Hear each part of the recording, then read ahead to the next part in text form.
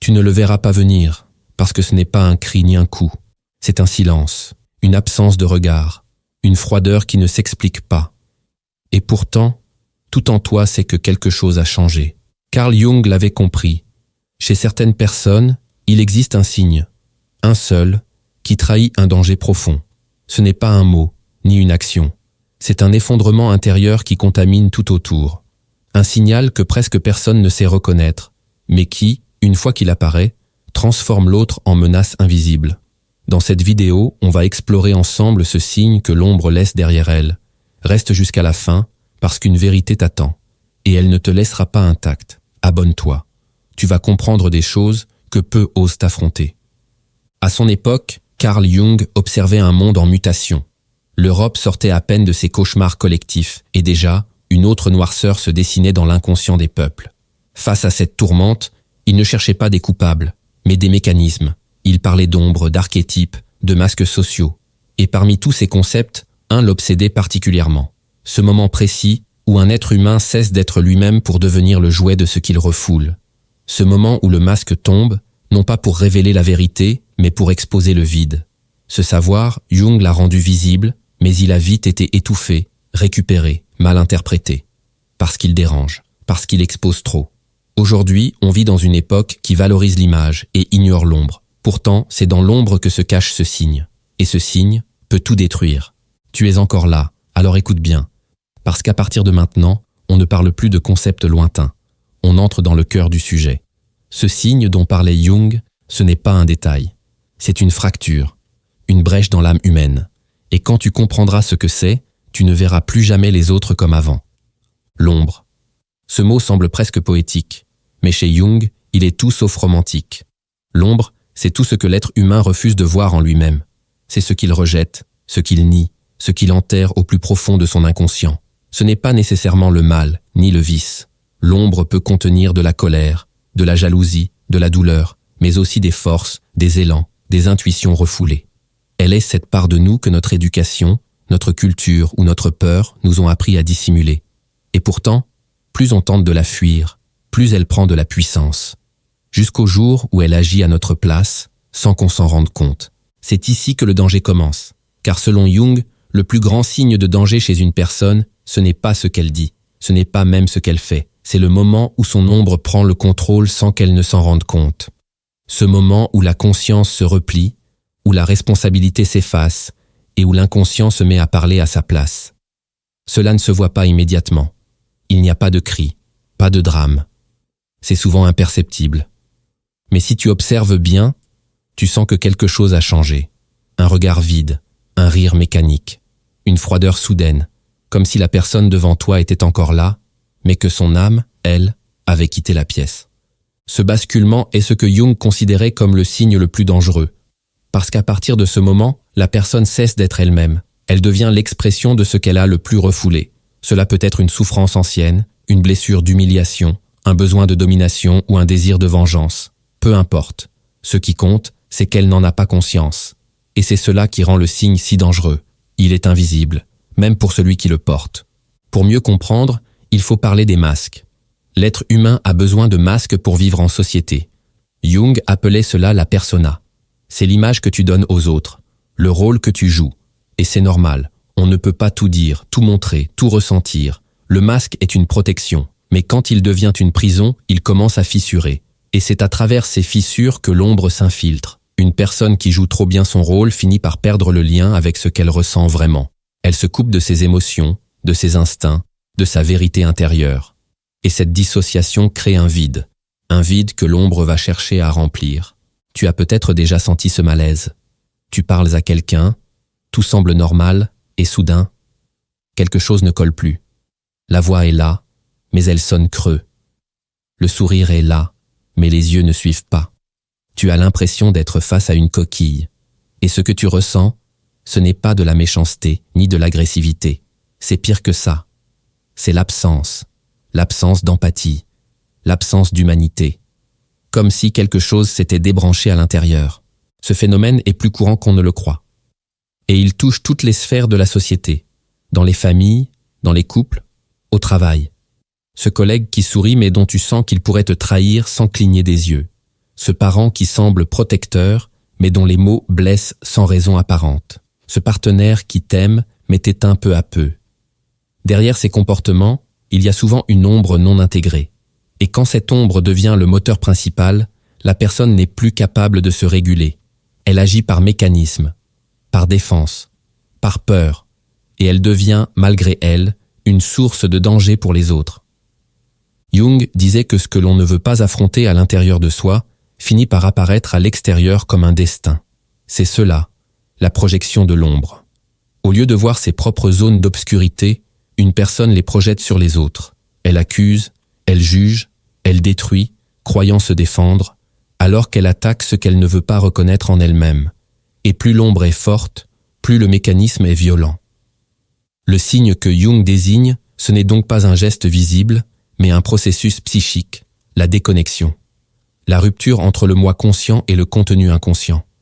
Le plus paradoxal, c'est que ces personnes ne semblent pas toujours dangereuses. Au contraire, elles peuvent être charismatiques, douces, attentives. Mais il y a une tension, une faille, et tôt ou tard, cette faille s'ouvre, par une trahison, par une manipulation, par un éclat soudain qui ne ressemble pas à ce que tu connaissais. C'est là que tu comprends, ce n'était pas une erreur, c'était un masque, et le masque vient de tomber. Ce signe ne prévient pas. Il se manifeste souvent dans les moments de crise, de stress ou de changement, quand la personne est confrontée à quelque chose qu'elle ne peut pas contrôler. C'est dans ces moments que l'ombre sort. Elle prend le pouvoir comme une bête qui attendait dans l'obscurité, et elle agit, froidement, avec une précision glaciale, et surtout, sans remords. Jung a toujours insisté sur un point fondamental. Il ne suffit pas d'être gentil pour être bon. Beaucoup de personnes gentilles, aimables, bien intégrées socialement, sont en réalité dirigées par des ombres non résolues. Leur bonté n'est qu'un vernis, une habitude, une construction. Et quand cette construction s'effondre, ce qui émerge peut être terrifiant. Le danger ne vient pas de la colère, il ne vient pas de la haine, il vient du vide, de l'absence d'âme, de cette mécanique froide qui détruit sans émotion. Ce que Jung nous pousse à voir, c'est la nécessité de la conscience. Une personne peut être traversée par son ombre, mais tant qu'elle en est consciente, tant qu'elle lutte, tant qu'elle cherche à comprendre, elle reste humaine. Le vrai danger, c'est l'abandon, l'oubli de soi, le consentement inconscient à devenir autre chose, un masque, un rôle, une machine. Ce signe, tu l'as peut-être déjà vu. Chez quelqu'un que tu aimais, chez quelqu'un qui semblait fort, mais dont tu as senti un jour qu'il ne ressentait plus rien, ou plus rien de vrai. Ce jour-là, tu as croisé l'ombre, et tu n'as pas su quoi faire. Mais maintenant tu sais, ce signe est réel, et il est là, souvent, tout près. Il ne crie pas, il ne menace pas, il s'installe, il prend sa place, et il transforme les gens en reflets de ce qu'ils ont toujours fui. Tu pourrais croire que ce danger ne concerne que les autres, les instables, les manipulateurs, ceux qui ont eu une enfance brisée, un passé trouble, une vie de mensonges. Mais ce serait une erreur que Carl Jung nous implorait de ne pas faire, car l'ombre n'est pas un attribut des méchants. Elle n'est pas réservée aux criminels, aux pervers, aux narcissiques. L'ombre est universelle. Elle vit en chacun de nous. Elle dort dans les profondeurs de ton inconscient, là où tu as enfoui tout ce que tu ne voulais pas être, tout ce que tu as dû enterrer pour survivre, pour être aimé, pour être accepté. Et c'est là le piège le plus grand, celui de l'ego spirituel, celui qui te pousse à croire que tu es lucide, éveillé, protégé de la noirceur, alors que tu es simplement aveugle à tes propres ténèbres. Plus une personne se croit pure, plus son ombre est dangereuse, parce qu'elle agit en toute impunité, parce qu'elle se croit du bon côté. Jung appelait cela l'inflation psychique, ce moment où l'individu s'identifie à une image idéalisée de lui-même et perd toute conscience de ses zones d'obscurité. C'est une illusion qui se nourrit de bonne volonté, de morale, de perfectionnisme, mais qui, dans ses racines, cache une peur panique de l'imperfection, une peur si intense qu'elle refuse de voir la réalité. Le plus dangereux n'est donc pas celui qui se sait casser, c'est celui qui se croit guéri. C'est celui qui parle de lumière, mais fuit son ombre. Celui qui prêche la vérité, mais ne supporte aucun doute.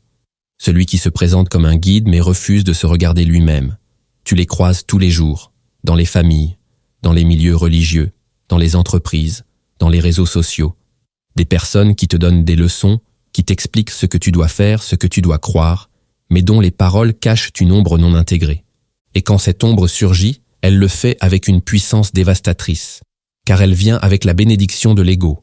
L'individu ne se rend pas compte qu'il détruit, il croit qu'il sauve, il croit qu'il corrige, qu'il discipline, qu'il agit pour le bien. C'est cela qui rend l'ombre si redoutable. Elle se déguise en vertu, elle parle avec les mots du bien, mais agit au nom de la peur. Elle veut tout contrôler, tout purifier, tout réparer, sauf elle-même. Ce phénomène prend aujourd'hui des formes nouvelles, plus insidieuses encore. Dans notre époque hyper connectée, où chacun construit son image publique, l'ombre se cache derrière les écrans. Elle se nourrit des likes, des jugements, des projections. Les gens affichent leur gentillesse, leur compassion, leur force mentale. Mais à l'intérieur, ils se sentent vides, isolés, fragmentés. Ils ne savent plus qui ils sont, ni pourquoi ils agissent. Et dans ce vide, l'ombre prend le relais. Elle publie à leur place. Elle commente à leur place. Elle humilie, elle critique, elle contrôle, sans même qu'ils s'en rendent compte. Jung dirait que l'ombre collective est en train de remonter à la surface, et que ceux qui n'ont pas fait le travail intérieur deviennent ces canaux, ces messagers involontaires. C'est cela, aujourd'hui, le visage moderne du danger. Ce n'est plus un cri dans la rue. Ce n'est plus une agression frontale. C'est une forme de désincarnation, une perte progressive du lien à soi. Et cette perte se manifeste par des comportements froids, calculés, détachés. Tu discutes avec quelqu'un, mais tu ne ressens rien. Tu vois des actions posées, mais tu ne sens plus d'âme derrière. C'est comme si les gestes étaient automatiques, guidés par une logique obscure. Et ce que tu perçois, si tu es attentif, c'est une forme de déshumanisation subtile. Une âme qui s'éteint, une présence qui se retire. Ce retrait n'est pas toujours brutal. Parfois, il se fait doucement. Une personne commence à rationaliser tout ce qu'elle vit. Elle intellectualise ses émotions. Elle évite les conflits. Elle se coupe de sa colère, de sa tristesse, de ses besoins. Elle devient polie, efficace, contrôlée. Mais au fond, elle se vide. Et un jour, sans comprendre pourquoi, elle trahit. Elle explose, elle manipule. Et tout le monde est surpris. Mais en réalité, ce signe était là depuis longtemps, dans le regard éteint, dans les phrases toutes faites, dans le refus de se remettre en question. Jung nous alerte aussi sur un autre piège, celui de la projection massive. Quand une personne ne supporte plus une part d'elle-même, elle la projette sur les autres avec violence. Elle accuse, elle juge, elle persécute. Elle voit le mal partout sauf en elle. Et plus elle se sent menacée, plus elle devient dangereuse, parce qu'elle croit défendre sa vérité alors qu'elle défend son illusion. Ce comportement peut aller très loin. Il peut justifier la cruauté, la trahison, la destruction, et tout cela au nom du bien. Regarde autour de toi. Regarde la société. Les polarisations extrêmes, les discours radicaux, les guerres d'ego déguisées en lutte morale. Ce n'est pas la lumière qui parle, c'est l'ombre. L'ombre qui s'est emparée des identités, qui a retourné la souffrance contre les autres, qui alimente les conflits avec des mots nobles. Mais derrière, il n'y a plus de cœur, il n'y a plus de lien, il n'y a que la peur. Et la peur produit des monstres. Mais le paradoxe, c'est que cette ombre, si elle est reconnue, peut devenir une source de transformation immense. Jung ne disait pas qu'il fallait éliminer l'ombre. Il disait qu'il fallait l'intégrer, la regarder, l'écouter, car elle porte aussi des vérités, des énergies, des ressources vitales. Une personne qui refuse son agressivité, par exemple, devient souvent passive, soumise, incapable de se défendre. Mais une personne qui reconnaît cette agressivité, qui l'intègre, peut devenir protectrice, juste, forte. De même, quelqu'un qui rejette sa douleur devient souvent froid, cynique. Mais s'il ose la traverser, il peut devenir profondément humain, compatissant, ancré. Le signe le plus dangereux, donc, n'est pas l'ombre elle-même, c'est le refus de l'ombre. C'est ce moment où quelqu'un, croyant être fort, cesse de se remettre en question. C'est ce moment où il ne doute plus, où il ne cherche plus, où il agit par automatisme. Ce moment où il ne voit plus le mal en lui, mais seulement chez les autres. Ce moment où il se ferme, et dans cette fermeture, il devient l'outil de ce qu'il voulait fuir. Et ce signe, tu dois apprendre à le reconnaître. Ce n'est pas toujours visible, mais c'est palpable. C'est dans l'intonation, dans l'absence d'empathie, dans l'incapacité à dire « je me suis trompé », dans l'insistance froide à avoir raison, même au prix de la relation. C'est dans la rigidité, le besoin de contrôle, la peur panique de perdre l'image que l'on a construite. Quand tu ressens cela, sois vigilant, car tu es peut-être en train de parler non pas à la personne, mais à son ombre. Carl Jung nous laisse un message silencieux, mais fondamental. Plus tu crois être du côté du bien, plus tu dois te méfier. Plus tu es certain de toi, plus tu dois douter. Non pas pour te détruire, mais pour rester vivant, pour rester humain, pour éviter de devenir ce que tu condamnes. Le monde n'a pas besoin de perfection, il a besoin d'authenticité. Il a besoin de personnes capables de dire « je ne sais pas, je me cherche, j'ai une part d'ombre et je la regarde ». Ce sont ces personnes-là qui sont fiables. Ce sont elles qui, même dans leurs erreurs, gardent un lien avec la vérité, parce qu'elles ne fuient pas, parce qu'elles ne se cachent pas, parce qu'elles ont fait la paix avec leur propre nuit. Alors, retiens ceci, le signe le plus dangereux n'est pas un comportement visible, c'est une absence, une déconnexion, une perte de soi sous un masque bienveillant. C'est le moment où quelqu'un cesse d'être conscient de lui-même, et à partir de là, tout est possible, le pire comme le meilleur. Tu as entendu, tu as compris. Mais maintenant, il faut intégrer. Parce que savoir que l'ombre existe, que ce signe de danger est réel, ne suffit pas. Tu dois apprendre à le reconnaître en toi, à le voir avant qu'il ne te domine, à le sentir chez les autres, sans haine, sans panique, mais avec lucidité. C'est un travail lent, silencieux, douloureux parfois, mais c'est le seul chemin vers une vie plus juste, plus consciente, plus vraie. La première chose que tu dois accepter, c'est que l'ombre ne disparaîtra jamais. Elle fait partie de toi. Ce n'est pas un monstre extérieur. Ce n'est pas un ennemi à abattre. C'est une mémoire, une charge, une présence enfouie. Et plus tu la combats avec violence, plus elle s'enracine. Jung disait que ce à quoi tu résistes persiste. Ce que tu refuses d'admettre en toi reviendra, sous une autre forme, en rêve, en comportement, en projection sur les autres, alors commence par cesser de fuir.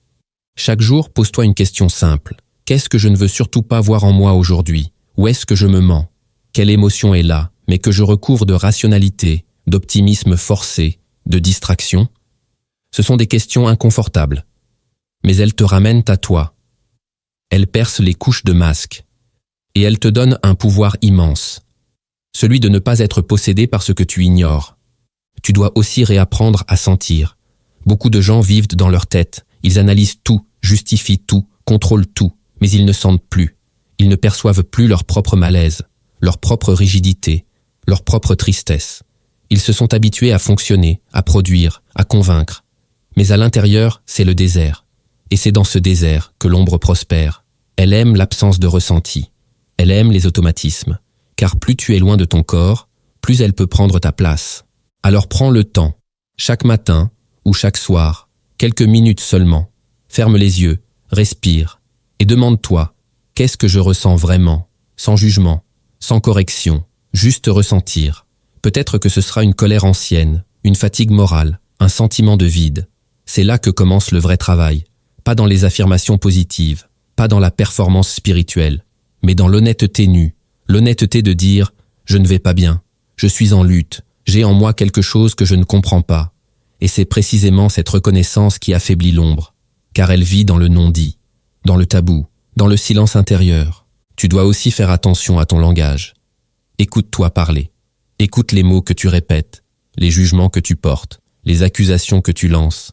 Chaque fois que tu dis « il est comme ça, elle est toxique, je n'y suis pour rien », demande-toi si tu ne projettes pas quelque chose. L'ombre adore les certitudes, elle adore les généralités. Elle transforme la souffrance en jugement. Elle te fait croire que tu es lucide, alors que tu es en réaction.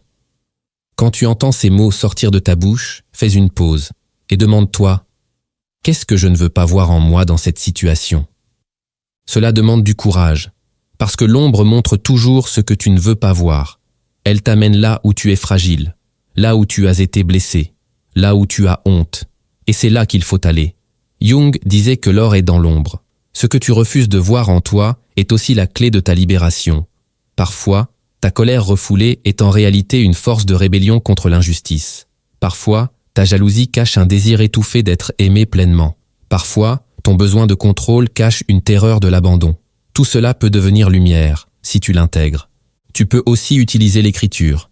C'est un outil simple mais puissant. Prends un carnet. Écris chaque jour ce que tu ressens, ce que tu observes en toi, ce que tu projettes sur les autres. Ne cherche pas à être cohérent. Ne cherche pas à plaire. Laisse simplement sortir ce qui est là. Tu verras, au bout de quelques jours, des motifs apparaître, des peurs récurrentes, des colères refoulées, des jugements automatiques, et tu comprendras que l'ombre a toujours été là, mais qu'elle ne cherche pas à te détruire, elle cherche à être entendue. Mais attention, intégrer l'ombre ne veut pas dire lui obéir. Ce n'est pas céder à ses impulsions, à ses instincts destructeurs. Ce n'est pas justifier l'agression, la trahison, la manipulation. C'est reconnaître ce qui vit en toi, sans le laisser te dominer. C'est être capable de dire « je ressens ça, mais je choisis autrement ». C'est la conscience qui fait toute la différence. L'ombre, en soi, n'est pas le problème. Le vrai danger, c'est l'ombre non reconnue. Celle qui agit en douce, celle qui se cache derrière une façade de bonté, celle qui te fait croire que tu es du bon côté, alors que tu as simplement renié ta propre humanité. Tu peux aussi t'entourer de personnes lucides, des gens qui ne flattent pas ton ego, qui ne t'encouragent pas à fuir ce que tu ressens, qui osent te confronter avec bienveillance, qui t'aident à voir tes angles morts. Ces relations sont rares, mais elles sont précieuses, parce que ce sont elles qui t'empêchent de t'égarer. Ce sont elles qui, parfois, en te disant une vérité désagréable, te sauvent de devenir l'ombre que tu dénonces chez les autres. Et puis, il y a le silence. Non pas le silence du refoulement, mais le silence de l'écoute. Apprends à te taire, à ne pas répondre tout de suite, à ne pas justifier, à ne pas avoir toujours raison. Laisse l'inconfort monter. Laisse le corps parler. C'est dans ces silences que tu entendras l'ombre murmurer. Elle ne crie pas, elle ne s'impose pas, elle t'observe.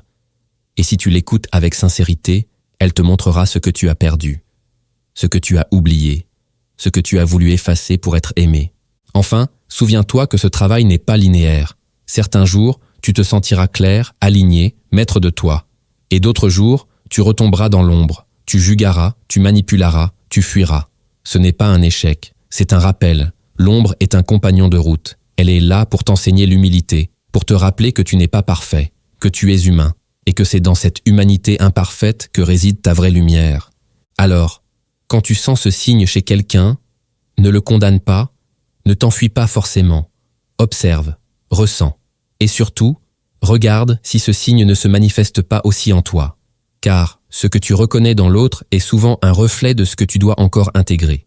La société t'encouragera toujours à projeter, à accuser, à dénoncer. Mais le chemin intérieur, lui, te demande de revenir à toi, de t'interroger, de transformer ton regard avant de transformer le monde. C'est une voie plus lente, moins spectaculaire, mais infiniment plus puissante. Et un jour, sans que tu t'en rendes compte, tu regarderas quelqu'un qui agit avec dureté, froideur, cruauté, et tu ne ressentiras ni peur, ni haine. Tu ressentiras une clarté, tu comprendras ce qui se joue, et tu sauras comment te positionner. Non pas pour fuir, non pas pour attaquer, mais pour rester aligné, pour garder ton axe, pour ne pas devenir ce que tu combats. C'est cela, la vraie victoire sur l'ombre. Ce n'est pas de la faire disparaître, c'est de ne plus lui appartenir. Tu as vu ce que peu osent regarder. Tu as traversé, en silence, cette vérité invisible qui habite chaque être humain, celle d'une ombre qui ne meurt jamais, mais qui attend d'être reconnue. Tu sais désormais que le plus grand danger ne vient pas d'un geste visible, d'une parole blessante ou d'un comportement flagrant. Il vient de l'inconscience, de cette rupture entre ce que l'on croit être et ce que l'on est réellement. Jung nous l'a enseigné sans crier, sans condamner. Il nous a simplement montré un miroir. Et dans ce miroir, nous avons vu que la paix n'est pas dans la perfection, mais dans l'unité. Dans la réconciliation entre la lumière et la nuit. Entre ce que l'on montre et ce que l'on cache. Le véritable travail n'est pas d'exiger des autres qu'ils changent, mais de descendre en soi-même, pour ne pas devenir ce qu'on redoute. Ce que tu fais de ce savoir t'appartient. Tu peux l'oublier, le minimiser, passer à autre chose. Ou tu peux t'en servir comme d'une boussole, pas pour juger, mais pour comprendre, pour t'observer, t'ajuster et ne plus jamais te laisser envahir sans résister. La conscience, ce n'est pas une lumière permanente, c'est une veille intérieure, une vigilance douce mais ferme, une attention à ce qui bouge en toi, surtout quand tout semble calme. Alors continue ce chemin, continue à sentir, à questionner, à transformer. Et si un jour tu croises quelqu'un dont tu sens que l'ombre a pris la place, souviens-toi, ce n'est pas à toi de le sauver, mais c'est à toi de ne pas te perdre. Abonne-toi si ce message a résonné, partage-le à ceux qui se croient à l'abri de toute noirceur. Et surtout, commente cette phrase, si elle vibre en toi, « Je choisis de ne plus me fuir ».